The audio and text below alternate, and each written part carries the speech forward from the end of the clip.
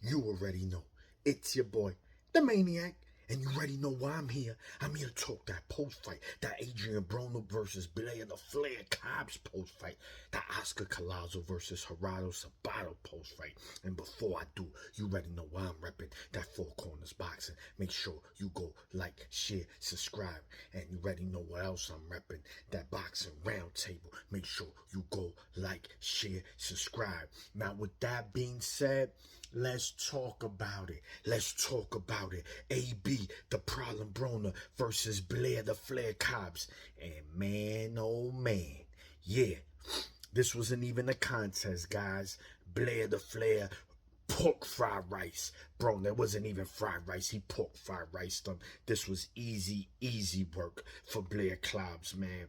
And this is bad because this really tells us that Broner is done. First of all, he came in there. He looked heavy. You could look at his stomach. Looked like he was eating a lot of Popeyes, a lot of KFC, a lot of Kennedy fried chicken during this training camp. You never seen Broner with his stomach looking like that. That dude always was six-packed up. No bueno.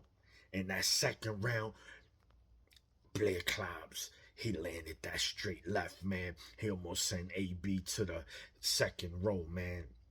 And from there on, he just dominated with that left hand, a little bit of the jab. But Broner, again, his kryptonite. He don't let his hands go. He do not let his hands go, man. He just don't. He just like he's scared. Come on, bro.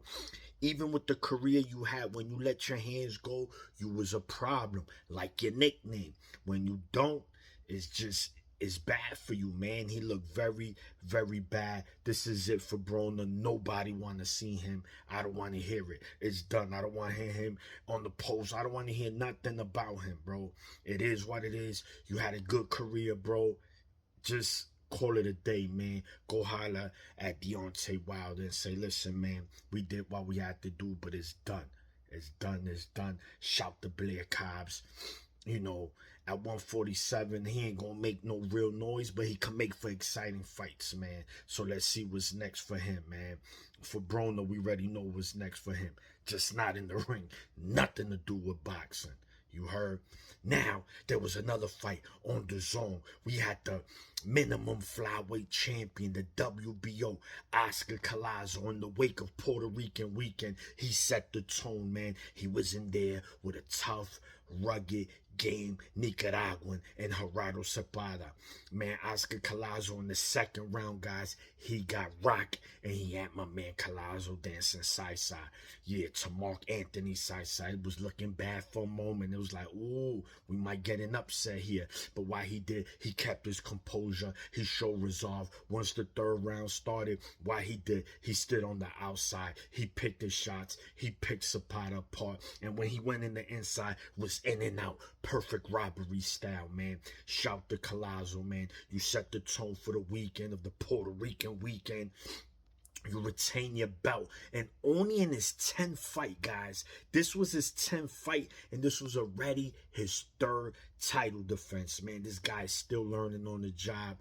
Expect him to do even better things, man. You gotta have fights like this. Shout to Zapada. He didn't come to be an opponent. He came to win that belt, but he just wasn't good enough. Collazo, shout to you, man. I expect you back in September during the Mexican independence, because right now Golden Boy's doing a great job, and he's also co-promoted by Cotto.